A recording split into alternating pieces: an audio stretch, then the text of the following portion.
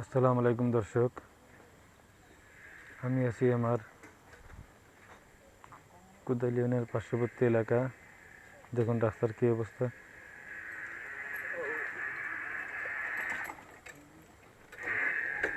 খালি গাড়ি নিতে কষ্ট হয়, তো একটা রোগী নিয়ে যাবে সেরকম কোনো ভালো সিস্টেম নাই।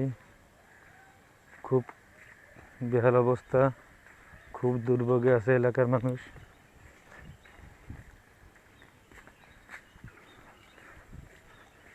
তো দেখেন কী অবস্থা,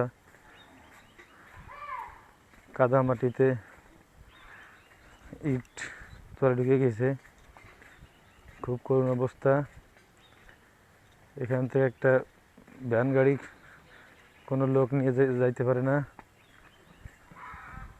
তো দর্শক, এই ছিল আমার এলাকার রাস্তাঘাটের বেহাল অবস্থা। তো ভালো থাকেন, পাশে থাকেন, লাইক কমেন্ট শেয়ার করবেন। আল্লাহ হাফেজ।